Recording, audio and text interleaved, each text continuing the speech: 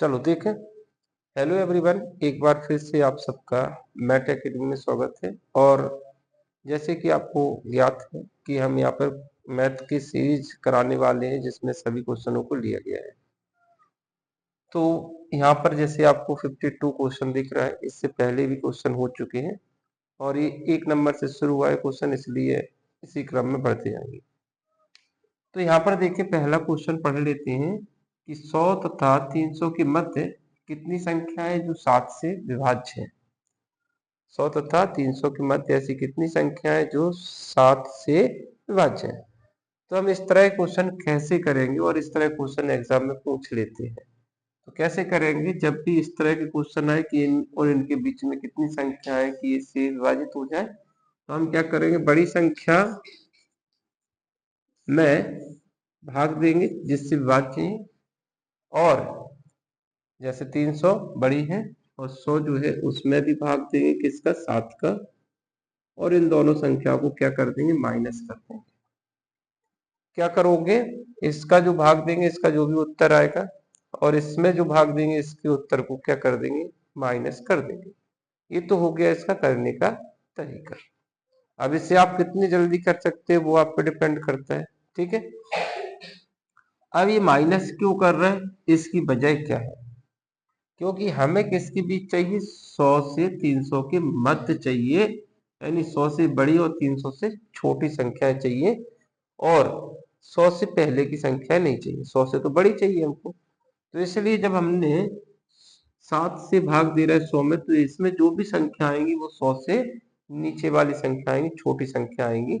और यहाँ से भाग देंगे तो वो 100 से 1 से लेकर 300 के मध्य संख्या आएंगी। जब भी हम किसी संख्या में भाग देते हैं तो उसमें वो शुरुआत कहाँ से, 1 से कहाँ तक आएंगी, 1 से लेके 300 के मध्य की संख्या होंगी जो कि 7 से विभाजित होंगी। तो इसलिए हमने क्या किया, 7 से भाग देने के बाद 100 तक की संख्या को इसमें माइनस कर दिया क्योंकि 100 से बड़ी चाहिए थी। ये बात क्लियर हो गई। तो 7 चौके 28, यहाँ पर जो है 2 शेषफल बचा, 0 लिया, 7 दूनी 14। तो जब हमने 300 में 7 से भाग दिया तो 42 संख्या निकल के आई हमारे सामने। अब 42 जो है वो कहाँ से स्टार्ट हुई, 1 और 300 की मध्य संख्या है। जैसे कि एक 7, सबसे छोटी संख्या 7 ही है, 7 से भाग जाने वाली, फिर 14, फिर इसके बाद 21, इस तरह से चलेंगी। और कहाँ तक चलेंगी, 300 तक, 300 के नीचे तक की संख्या इसमें लेना पड़ेगी, 300 से ऊपर नहीं जाना है। अब इसमें ये 7 नहीं लेना था, 14 नहीं लेना था, 21 नहीं लेना था, कहाँ तक नहीं लेना था, 100 की नीचे की संख्या नहीं लेना था। इसलिए हमने इसमें 100 का भाग, 100 में 7 का भाग दिया तो 7 एकम 7, 3 बचा, 0 था, 7 चौके 28। शेषफल से इसमें कोई लेना देना नहीं है क्योंकि यहाँ पर शेषफल मायने नहीं रखता। तो हमारा जो आंसर आया यहाँ पर 42 आया इस कंडीशन में, और यहाँ पर आंसर आया 14। तो हमने क्या कहा था, इन दोनों को जैसे माइनस करना है तो माइनस करेंगे तो कितना बचेगा, 28। 12 में से 4 गए, 8 बचा, 1 हासिल तो 2 बचा। सही आंसर कौन सा हो जाएगा, दूसरा। अगला क्वेश्चन देखते हैं।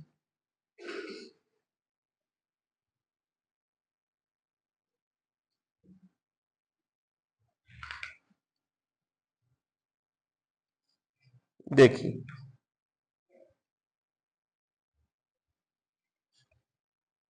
53वां क्वेश्चन है, वह संख्या जिसे 0.01 में जोड़ने पर 1.1 प्राप्त होगा, वह संख्या कौन सी है। वह संख्या कौन सी है जो इसमें जोड़ने पर इतना प्राप्त होता है। तो ये क्वेश्चन एकदम इजी है कि इसमें क्या जोड़ दे कि इतना मिल जाए। तो हम क्या करेंगे कि 0.01 में सपोज मान लेते x जोड़ देते हैं, कुछ तो जोड़ दिया, पता नहीं है तो हमने x जोड़ दिया। तो इसका जो आंसर आ रहा है वो कितना आ रहा है, 1.1। तो इस x का मान निकालने के लिए इस संख्या को बराबर की उस तरफ ले जाना पड़ेगा। जब भी कोई संख्या बराबर की उस तरफ जाती है तो चिन्ह पलट जाता है। ठीक है, तो कोई भी चिन्ह पलट जाता है। अब चिन्ह कौन कौन से होते हैं? प्लस का चिन्ह होता है, माइनस का, गुणा और भाग, ये चार ही चिन्ह होते हैं। अगर ये चारों चिन्हों को हम बराबर की उस तरफ ले जाते हैं तो सारे चिन्ह पलट जाएंगे। अभी प्लस वाली संख्या ले जा रहे हैं, शुरू में अगर कोई चिन्ह नहीं होता तो कौन सी मानते हैं?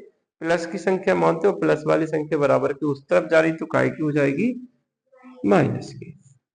तो सारे चिन्ह पलट जाएंगे। देखिए यहाँ पर जैसे माइनस की संख्या ले जाती तो प्लस की हो जाती, गुणा वाली संख्या भाग में चली जाती और भाग की गुणा में हो जाती। तो ये चिन्हों का पलटना है। पलटना माने क्या है कि प्लस का उल्टा क्या होता है? माइनस, माइनस का उल्टा होता है प्लस, भाग का उल्टा होता है गुणा, गुणा का उल्टा होता है भाग। तो इसलिए ये चिन्ह पलट जाते हैं। तो यहाँ पे ये संख्या प्लस की उस तरफ जाएगी तो माइनस की हो जाएगी, तो ये इसमें से घट जाएगी। तो इस संख्या में से हम क्या घटाना चाहते हैं? इस संख्या को घटा रहे हैं, तो घटाने के लिए दशमलव के नीचे दशमलव लगेगा। तो ये संख्या इसमें से घटाने के लिए क्या करेंगे? जीरो यहाँ पे आएगा, जीरो एक घटाना है, ठीक। अब इस संख्या को घटाने के लिए यहाँ पर देखिए दो स्थान बाद दशमलव है और यहाँ पर क्या स्थान बाद दशमलव है? एक स्थान बाद दशमलव है। तो घटाने में सम स्थान बनाने के लिए कभी कभी जीरो लगाना पड़ सकता है। एक, दो, तीन, ऐसे कितने भी जीरो जरूरत पड़ सकती है। अभी एक जीरो लगाने से ये दोनों संख्याएं बराबर हुई दशमलव की उस तरफ की। तो 10 में से एक गया, 9 बचा, एक हाथ से लग गया जीरो, और यहाँ पर इस तरह से हमारा जो आंसर आया वो आया 1.09। दूसरा आंसर एकदम सही है, ठीक है। अगला क्वेश्चन देखते हैं। ये काफी इंपॉर्टेंट क्वेश्चन है, इस तरह का क्वेश्चन एग्जाम में आता है।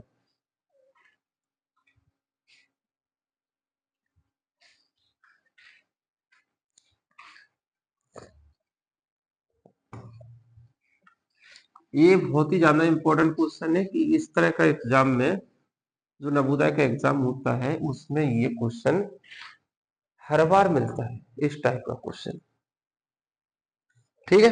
तो इसको काफी ध्यान से समझना, क्योंकि इंपॉर्टेंट है और इंपॉर्टेंट चीजें हम पहले ही बताते जा रहे हैं कि क्यों इंपॉर्टेंट है, क्योंकि एग्जाम में आने वाला है। यही मान के चलेंगे कि एग्जाम में यही आने वाला है, इसी पैटर्न पर आधारित क्वेश्चन आने वाला है। वैसे जितने भी क्वेश्चन है वो बिल्कुल पैटर्न बेस है, कोई वैसे क्वेश्चन नहीं है कि जो सिलेबस से बाहर हो। अंडर सिलेबस करा रहे हैं तो सारे क्वेश्चन इंपॉर्टेंट होंगे। दिया है कि 3.718 बराबर ये है, तो इन्होंने बोला है तो बताइए ये किसके बराबर है। यहाँ पे सब कुछ दिया हुआ था, इसका आंसर दे रखा है, इसका आंसर निकालना है और इसी से निकालना है। तो यहाँ पर देखिए ये संख्या जो रहेगी ना, इन दो संख्याओं में से एक संख्या से मैच कर रही होगी। पहली बात तो ये है, इस टाइप के क्वेश्चन में जो निकालना होता है, यहाँ पर दो संख्या दे रखी है, उसमें से एक संख्या मैच कर रही होती है, ठीक है। और जिससे मैच करना है उसी से हमें आंसर को निकालना है। तो देखिए यहाँ पर ये संख्या तो मैच कर नहीं रही, ये संख्या एक जैसी है, 37 18 37 18। अगर ये दशमलव नहीं होता तो ये दोनों एक जैसी होती। अब दशमलव नहीं होता तो दशमलव हटाने का नियम पता है ना तुमको, तो हम क्या करेंगे? दशमलव नहीं होता तो नहीं होता, तो हम उसको हटा ही देंगे, दशमलव को आंसर निकाल, ठीक है। क्या करेंगे? अब इनकी पोजीशन फिक्स कर लेते हैं कि ये जो संख्या थी वो यहाँ पर थी। देखिए पोजीशन इसमें कहाँ पर है? एक के नीचे है, तो इसको हम कहाँ करेंगे? एक के नीचे करेंगे। अदली बदली होती है, कभी कभी डायरेक्ट दे देते हैं कि सेम टू सेम, ये यहाँ पर दे रखा है, यहीं पर ये दे रखा होता है, कभी कभी इनको पलटना पड़ सकता है। तो अभी आपको हमने बताया था ना, क्या बताया था उसको फिर से हम दोहरा देते हैं कि बराबर की उस तरफ कोई सी भी संख्या ले जाते हैं तो चिन्ह पलट जाते हैं, ठीक है। ये संख्या हमें यहाँ नहीं चाहिए, एक के नीचे क्या चाहिए? ये संख्या चाहिए। तो इस संख्या को बराबर की उस तरफ ले जाना पड़ेगा, और ये काय में है? भाग में है। किस में है? भाग में। और भाग वाली संख्या काय में जाती है? गुणा में जाती है। तो इस संख्या को हम इस तरफ लेके आ रहे, फिलहाल तो लेके ही आ जाते हैं, तो ये संख्या पूरी गुणा में आ जाएगी। बराबर में 1 बचा है। अब हमें 1 के नीचे चाहिए कौन सी संख्या थी, ये वाली संख्या 1 के नीचे चाहिए थी। तो 1 के नीचे लिख लेते हैं, जिसका आंसर निकालना 1 के नीचे इसको लिख लेंगे तो क्या आएगा 3.718। तो बराबर की उस तरफ ये संख्या बचेगी 0.2689। अब जैसे कि हमने तुम्हें बताया था कि हमें क्या करने, दशमलव नहीं चाहिए, दशमलव हटाना है, तभी जाके ये दोनों बराबर होंगी। तो हम दशमलव हटाने की प्रक्रिया बता देते हैं। और दशमलव किस तरफ के हटाना है वो भी देख लीजिए। दशमलव हमें सिर्फ इस साइड के हटाना है, इस तरफ वाले से तो आंसर आने वाला है, आंसर भी इसी फॉर्म में आएगा। देखिए इसके जो आंसर आएंगे वो इसी नंबर के फॉर्म में आंसर दिए होंगे, पर उसमें ये दशमलव को मेंटेन करना है, तो दशमलव हटा देते हैं। यहां से ये दशमलव हटेगा तो यहाँ पर कितना आएगा 1000, क्योंकि दशमलव जो था वो 3 स्थान बाद था। ठीक है, इसी तरह से जिसका आंसर निकालना था उसका भी दशमलव हटाए। तो जब हमने इसको सॉल्व किया तो हमारे सामने आया 1000 बटे 3718। बराबर में क्या है, अभी बराबर में हम इसके लिख लेते हैं 0.2689। ये तो रहा इस क्वेश्चन का दशमलव हटाने का मतलब। अब इसका दशमलव और हटाते हैं। जैसे हम इसका दशमलव हटाएंगे तो यहाँ पर कितने जीरो आएंगे, 1 2 3 4 5 6 7, कितने जीरो आएंगे 7 आएंगे। जैसे हमने इसका दशमलव हटाया तो 1 के साथ कितने जीरो आएंगे, 7 जीरो आएंगे। क्यों, क्योंकि दशमलव हटाने का नियम तुम्हें पता होना चाहिए कि जब भी दशमलव हटाते हैं तो 1 के पीछे कितने जीरो आते हैं, जितने स्थान बाद दशमलव था। तो 1 का गुणा करने से कोई फर्क नहीं पड़ेगा, नीचे अभी 3 7 1 8 ही है। इसको हमने ऐसा देखा।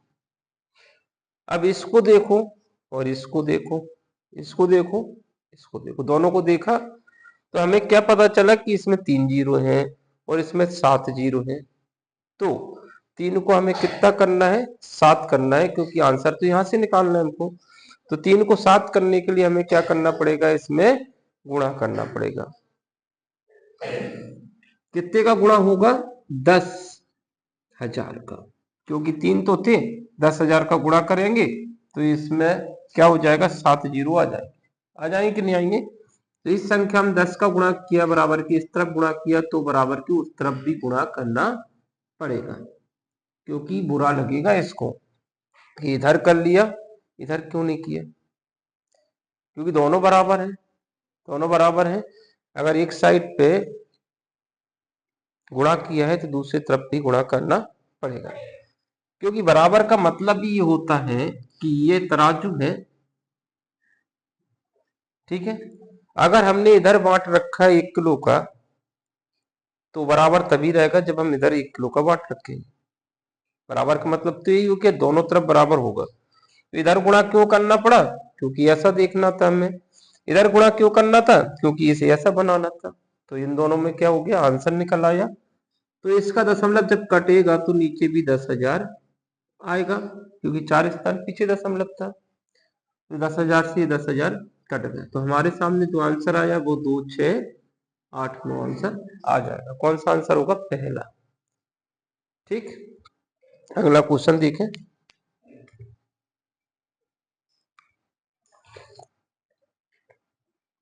ये बात क्लियर समझ में आ गई है।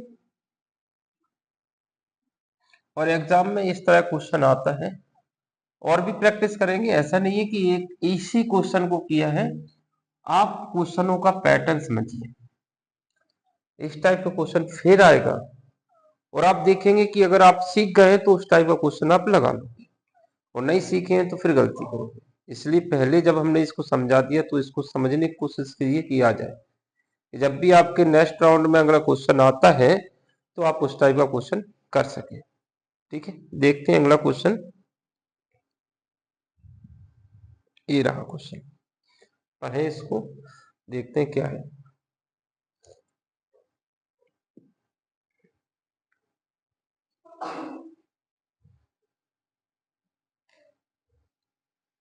ये देखिए यहाँ पे 15:19 कि प्रत्येक पद में क्या घटाया जाए कि नई संख्या जो है इस अनुपात में हो जाए। ठीक, काफी आसान क्वेश्चन होता है और ये अनुपात समानुपात का क्वेश्चन है, उसी चैप्टर से लिया गया है। अभी इन्होंने बोला कि 15:19 में प्रत्येक पद में क्या घटा दें कि उत्तर जो है हमारा इस अनुपात में प्राप्त हो। अभी जो हमने बताया था ना वैसा ही है। अभी जो आया था ना कि हम इस संख्या में क्या जोड़ दें कि इतना आ जाए, ऐसा ये है। यहाँ पर आपके सामने एक भिन्न दे रखी है जो है 15 अनुपात माने बटे होता है 19। अब ये इसमें अनुपात में है तो इसको x लगा देंगे हम इसके साथ। ठीक है, अनुपात में होता है तो हम x लेके चलते हैं। अब प्रत्येक पद में क्या घटा दें, एक मिनट, यहाँ पर x की जरूरत नहीं है। क्या करना है, इसमें से प्रत्येक पद में क्या घटा दें कि अनुपात इतना हो जाए। तो हम प्रत्येक पद में क्या घटा दें, x घटा देते हैं। क्या घटा दें, x घटा देते हैं। तो नया अनुपात कितना आ जाएगा, 3:4 होना चाहिए। अब इसके लिए बेहतर है कि आप ऑप्शन ट्राई कर लो। क्या कर लो, ऑप्शन ट्राई, क्योंकि इस क्वेश्चन से हमें इस आंसर को लेके आना है।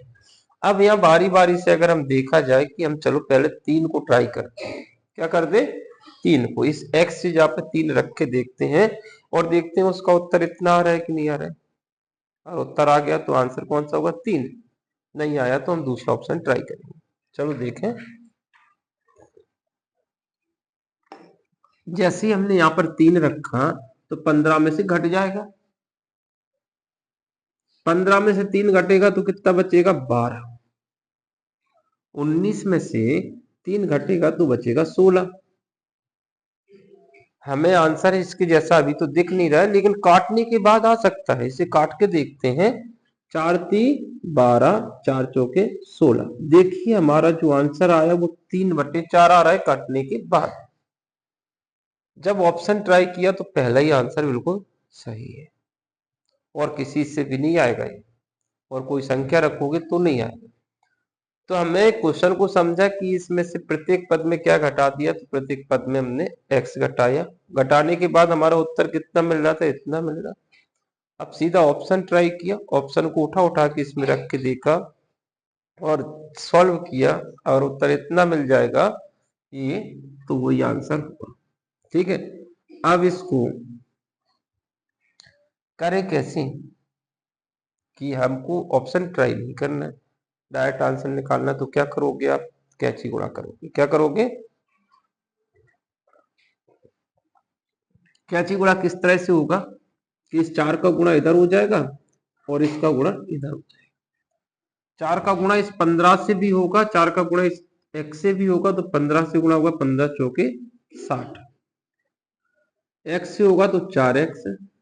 अब इसका गुणा इस 3 से होना है तो 3 का गुणा 19 से होगा और 3 का गुणा इस x से होगा, तो 19 कितना होता है, 57। ये संख्या बराबर की उस तरफ जा रही है ना, और 3x। अब x का मान निकालना है तो x वाली पार्टी एक साइड पे होगी, संख्याओं की पार्टी एक साइड पे होगी। तो ये 4x था बराबर के उस तरफ जाएगा तो काय का हो जाएगा, प्लस का, क्योंकि माइनस की संख्या बराबर के उस तरफ जाती तो काय की हो जाती, प्लस की हो जाती है। तो ये संख्या बराबर की उस तरफ जा रही तो क्या हो जाएगी, 3x तो ये पहले ही से था और ये 4x प्लस का हो गया 4x। अब ये 4x तो इस तरफ चलेगी तो इस 57 जो है वो इधर आएगा, यानी 57 जो है 60 तरफ आएगा। ये प्लस का है, इधर का हो जाएगा माइनस का। 60 माइनस 57, तो 4x में से 3x घटेगा। 4x में से 3x घटेगा क्योंकि ये माइनस की संख्या, ये प्लस की संख्या है। जब भी दो दुश्मन मिल जाएंगे तो वो उनसे बनेगी नहीं। ठीक है, ये प्लस माइनस एक दूसरे के अपोजिट है, उल्टे चलते हैं, तो वो जोड़ नहीं सकते। ठीक है, तो 4x में से 3x जाएगा तो x बचेगा जिसे हमें निकालना है, और 60 में से 57 जाएगा तो 3 आ जाएगा हमारा आंसर कि x का मान जो है वो कितना है, 3 है। नेक्स्ट क्वेश्चन देखते हैं। समझ में आ गया होगा ये क्वेश्चन भी। सॉल्व करने में भी ज्यादा वक्त नहीं लगता, बस आपको पता होना चाहिए कि किस तरह से करना। हो सकता है यहाँ पे घटाने की जगह पे वो जोड़ना लिख सकते हैं। आएगा आपके सामने क्वेश्चन, हर टाइप के क्वेश्चन 2-3 बार आएंगे, क्योंकि पैटर्न करा है ना हम, और पैटर्न कराते हैं तो उस टाइप के क्वेश्चन आते हैं, बस संख्या पलटी होती है। बस आपको हर एक वीडियो को कंप्लीटली वॉच करके उससे समझना है कि आखिर क्वेश्चन कैसे आते हैं पेपर में, ठीक है। तब जाके आप उस टाइप के क्वेश्चन करके आ पाओगे। अभी फिर से आएंगे और ज्यादा वीडियो अपलोड होंगे, उसमें कम से कम हमारा टारगेट है कि 1 महीना में कम से कम 1000 क्वेश्चन करा दें, और 1000 क्वेश्चन में तुम्हारे पूरे नंबर आ जाए, ठीक है। बहुत होते हैं 1000 क्वेश्चन। अब देखें अगला क्वेश्चन, 56वां क्वेश्चन आपके सामने है।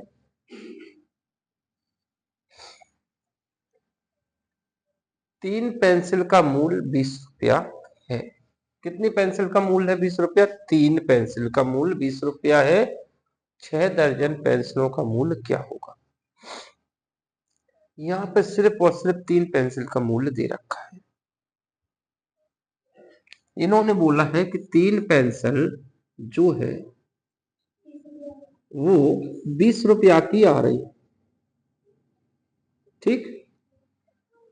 अगर वो एक पेंसिल का पूछ लेते तो क्या होता, तो हम इस 3 को उठा के इधर फेंक देते, और ये 3 संख्या जो है यहाँ पर पेंसिल और संख्या यानी 3 बार है। कोई संख्या जितनी बार लिखना होता है तो उससे बोलते गुणा किया है हमने, उसका क्या किया है, एक पेंसिल के मूल्य में 3 का गुणा कर दिया। 3 पेंसिल जो है यहाँ पे गुणा के फॉर्म में, गुणा वाली संख्या बराबर की उस तरफ चली जाएगी तो काय में जाएगी, भाग में। ये चीज हमेशा याद रखना, बराबर की उस तरफ कोई सी भी संख्या ले जा रहा है, कोई सी भी संख्या ले जा रहा है तो उस संख्या का चिन्ह देखिए किस में है। तो यहाँ पर पेंसिल और संख्या के बीच में कोई चिन्ह नहीं दिखाई दे रहा है। हर चिन्ह दिखाई देता है, कभी कभी गुणा के चिन्ह को छुपा देते हैं और शुरू में प्लस के चिन्ह को छिपा देते हैं। तो इन पेंसिल और 3 के बीच में गुणा का चिन्ह है। तो जब ये संख्या उस तरफ जाएगी तो एक पेंसिल का मूल्य निकल आएगा। एक पेंसिल जो है वो कितने की आ रही है, 20 रुपया, 20/3 रुपया की, ठीक। बात समझ में आ गई। हमें चाहिए 6 दर्जन पेंसिलों का मूल्य कितना होगा। अब समस्या ये है कि 1 दर्जन में कितना होता है, 1 दर्जन में कितना होता है वो तुम्हें पता होगा। 1 दर्जन में जो होता है वो कितना होता है, 12। 1 दर्जन में कितने होते हैं, 12। तो 6 दर्जन में कितना होता होगा, 6 का गुणा कर देंगे तो 12×6 = 72। 12×6 = 72। एक पेंसिल का मूल्य इतना है तो 72 पेंसिल का मूल्य कितना होगा। मतलब उन्होंने 6 पेंसिलों का नहीं पूछा, यहाँ पे 72 पेंसिल का मूल्य पूछा है। तो हम निकाल लेंगे। जब हमें एक का पता है तो अनेक का निकालने के लिए गुणा ही करते हैं। तो यहाँ पे 72 का गुणा किया, और जैसे कि हमने बताया था कि ये दोनों बराबर हैं तो इधर गुणा किया है तो इधर भी गुणा करना पड़ेगा, ना तो वो बराबर नहीं रहेंगे, तराजू की तरह है। अगर इधर 72 किया तो इधर भी गुणा 72 का करना पड़ेगा, तभी ये बराबर रहेंगे। तो इसमें भी 72 का गुणा कर दिया, आंसर आ गया। काटना बस रह गया। 3 दूनी 6, 1 बचा, 3 चौके 12, और 24 दूनी 48, एक जीरो ये था तो ये जीरो। तो कितना आंसर आ गया, 480 रुपया की 6 दर्जन पेंसिल आ जाएंगी। तो आंसर कौन सा, तीसरा। नेक्स्ट क्वेश्चन देखेंगे।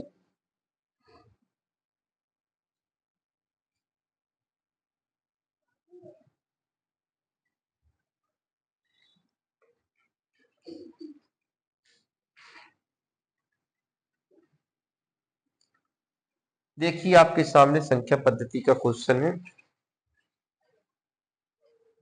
एक नंबर दे रखा है और कहा है कि लाख में निकटतम मान क्या होगा। किसमें पूछा है, लाख में। अब लाख में हमें लाख तक जाना होगा इस संख्या में कि लाख कहां पर आ रहे हैं, उसको ध्यान रखना है। इकाई, थाई, सैकड़ा, हजार, 10,000, लाख, ये पूरी संख्या लाख के फॉर्म में है। तो इन्होंने ये बोला है कि ये जो संख्या है, ये जो संख्या है वो लाख में किसके नजदीक है। तो देखिए ये संख्या जो है इनके ठीक बीचों बीच में 9,50,000 की संख्या एकदम बीचों बीच होगी। 9,50,000 की एकदम संख्या जो होगी वो एकदम बीचों बीच होगी।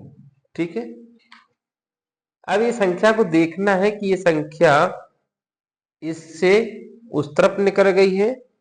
अगर इस तरफ निकल जाएगी तो ये किसके पास पहुंच जाएगी, 10 लाख के पास पहुंच जाएगी। कितने के पास पहुंच जाएगी, 10 लाख के पहुंच जाएगी। अगर इसको क्रॉस कर गई तो जो कुछ संख्या दे रखी है अगर वो इससे बड़ी है तो 10 लाख के पास होगी, और इससे छोटी है तो 9 लाख के पास होगी।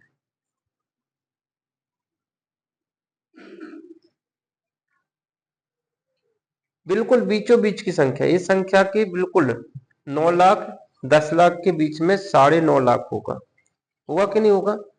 तो 9 लाख और 10 लाख के बीच में 9.5 लाख होगा, और 9.5 लाख से ज्यादा हो जाएगा तो आंसर 10 लाख हो जाएगा, और 9.5 लाख से कम होगा तो आंसर 9 लाख ही रहेगा। अब इसका देखिए ये तो 9,18,000 ही जा रहा है। कितना है, 9,18,540 है, जो कि 50,000 से कम है। तो आंसर ये वाला ऑप्शन कट हो जाएगा।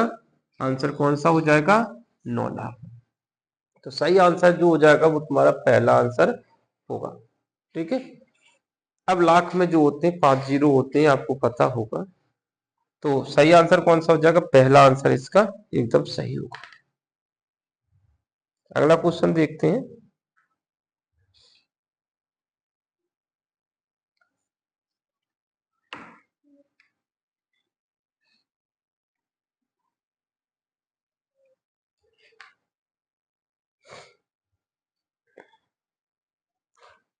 देखिए एक कमरे की लंबाई, चौड़ाई, ऊंचाई क्रमशः 5 मीटर, 4 मीटर तथा 3 मीटर है। कमरे में पूरी तरह से रखी जा सकने वाली छड़ी की लंबाई क्या होगी।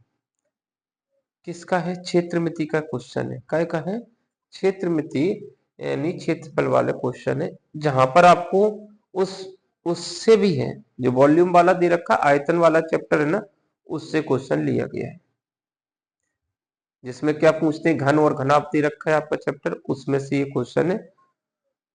अब इन्होंने छड़ी की लंबाई पूछ ली है कि एक कमरा है, कमरा बना लेते हैं, यहाँ पर एक कमरा है ये।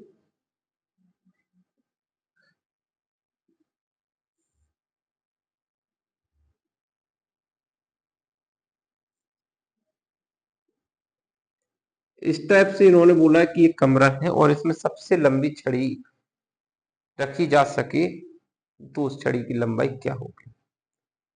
तो देखिए अगर छड़ी को हम ऐसे में रखेंगे, छड़ी को अगर हम कैसे रख दें, या इस कोने से इस कोने तक रखें तो सबसे लंबी हमारी कोनों वाली छड़ी होगी।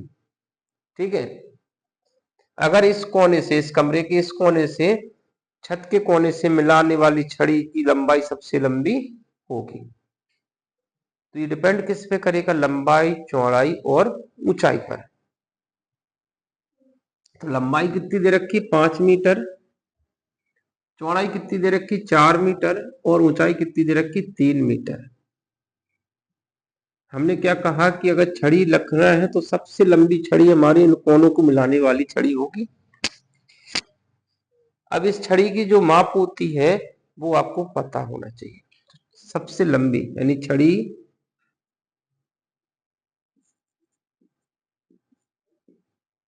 की लंबाई किस पर डिपेंड कर रही है, लंबाई, चौड़ाई और ऊंचाई पर। तो फॉर्मूला ही लिख देते हैं हम कि छड़ी की जो लंबाई होती है वो अंडर रूट लेंगे किसका, लंब का स्क्वायर प्लस आधार यानी चौड़ाई का स्क्वायर, लंबाई चौड़ाई लिख देते हैं ना। और ऊंचाई का स्क्वायर। जब हमें सबसे लंबी छड़ी की माप निकालना है तो वर्गमूल के अंदर इन तीनों का वर्ग करके जोड़ के आंसर निकाल आएगा। तो देखिए आंसर आ चुका है 5 का स्क्वायर। क्यों कर रहे हैं? क्योंकि लंब ये क्या है? लंबाई है। ये क्या है? चौड़ाई है। और ये क्या है? ऊंचाई। तीनों का वर्ग करके जोड़ देंगे तो आंसर आएगा। 5 का स्क्वायर 25 होता है, 4 का स्क्वायर 16 होता है और 3 का स्क्वायर 9 होता है।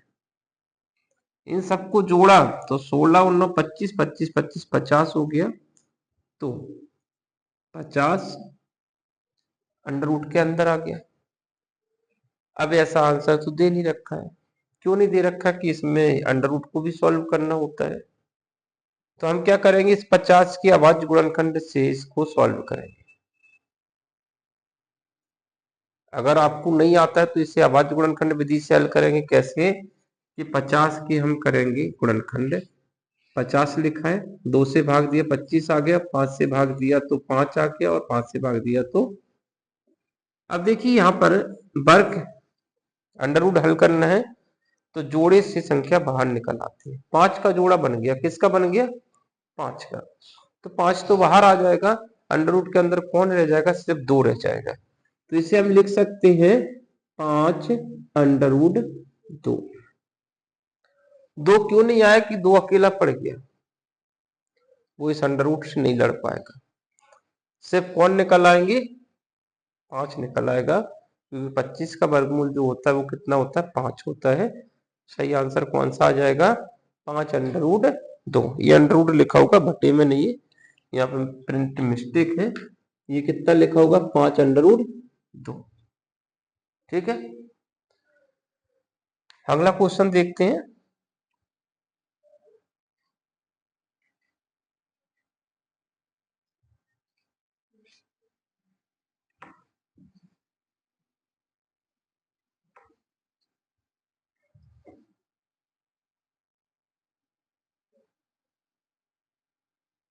उनसठवां क्वेश्चन। एक वर्ग का परिमाप 100 मीटर है। ये भी क्षेत्रफल का सवाल है। एक वर्ग का परिमाप 100 मीटर है, उस वर्ग के विकर्ण की लंबाई क्या होगी? क्वेश्चन आता है। जिस तरह से हमने ये क्वेश्चन निकाला था उसी तरह से इसका भी कुछ फॉर्मूला होगा। अभी एक वर्ग बना लेते हैं। वर्ग जो होता है उसकी सभी भुजाएं एक जैसी होती है और विकर्ण की माप भी समान होती है। मान लो ये विकर्ण है, मान लो ये एक वर्ग है और वर्ग का विकर्ण जो है वो क्या होगा? ये कोने मिला देंगे तो वर्ग का विकर्ण कहलाएगा। इन कोनों को मिलाओगे तो भी विकर्ण कहलाएगा। और वर्ग के विकर्ण दोनों कैसे होते हैं? बराबर होते हैं। वर्ग की भुजाएं बराबर होती हैं तो विकर्ण भी क्या होते हैं? बराबर होते हैं। तो विकर्ण का जो माप होती है वो फॉर्मूला लिख लेते हैं। वर्ग का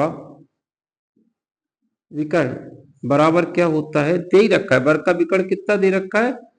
100 मीटर दे रखा है। अब जो वर्ग का विकर्ण पता होना चाहिए, वर्ग का विकर्ण जो होता है वो भुजा अंडर रूट 2। ये वर्ग के विकर्ण का फॉर्मूला है। वर्ग का विकर्ण भुजा अंडर रूट 2। जितनी भी भुजा दे रखी है उसका अंडर रूट 2 से गुणा कर दोगे तो हमारा क्या निकल आएगा? वर्ग का विकर्ण आ जाएगा। ठीक है, याद रख लेना 100। ठीक है, तो अब इसको सॉल्व करेंगे तो ये अंडर रूट को हम क्या करेंगे? उस तरफ ले जाएंगे क्योंकि हमें निकालने हैं लंबाई, वर्ग के विकर्ण की लंबाई। गलत कर दिया हमने क्वेश्चन को। यहाँ वर्ग का क्या दे रखा था? परिमाप दे रखा था और वर्ग का विकर्ण निकालना था। गलती तो हो गई है तो इसको सुधार देते हैं। अभी निकालना क्या है? वर्ग का विकर्ण की लंबाई निकालना है। उस वर्ग के विकर्ण की लंबाई कितनी होगी? तो तुम्हें जो निकालना है, वर्ग के विकर्ण की लंबाई निकालना है, तो हमें सबसे पहले क्या निकालना पड़ेगा? भुजा निकालना पड़ेगा। और भुजा आ जाएगा तो उसमें अंडर रूट 2 का गुणा कर देंगे, तो तुमको निकालना है ये। तो इस तरह से देखा जाए तो डायरेक्ट आंसर दिख रहा होगा।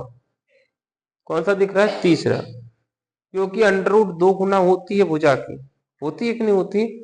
और सारे के सारे क्वेश्चन यहाँ पे अंडर रूट 3 गुना, ये अंडर रूट का चिन्ह यहाँ नहीं लगा है, लेकिन 25 अंडर रूट 3 ऑप्शन नहीं होगा, क्योंकि अंडर रूट 2 गुना होती है। ये भी अंडर रूट का 3 की वजह से कट गया, ये भी अंडर रूट 5 की वजह से कट गया। अंडर रूट 2 गुना, अगर आपको फॉर्मूला पता है तो डायरेक्ट आंसर आ जाएगा।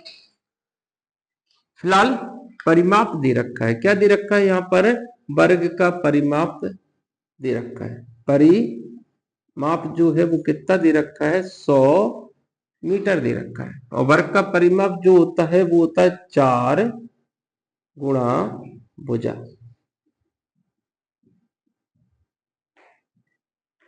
चार से जब हम इसे काट देंगे तो आंसर कितना आएगा? 25, क्योंकि ये गुणा वाली संख्या भाग में जाएगी। 4 से भाग दिए, 25 आ गई भुजा। 25 भुजा आ गई तो विकर्ण कितना आ जाएगा? अंडर रूट 2 गुना, 25 अंडर रूट 2 इसका विकर्ण होगा, क्योंकि भुजा का अंडर रूट 2 गुना होता है। तो सही आंसर कौन सा हो जाएगा? तीसरा।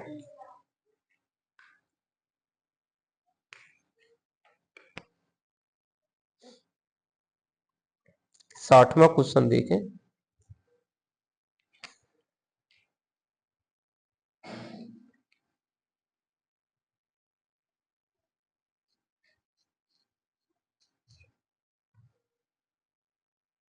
(26.2% बराबर है।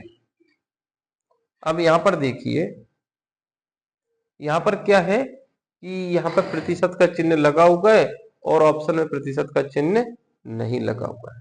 तो हमें क्या करना है? प्रतिशत का चिन्ह हटाना होना चाहिए, तो आंसर आ जाएगा।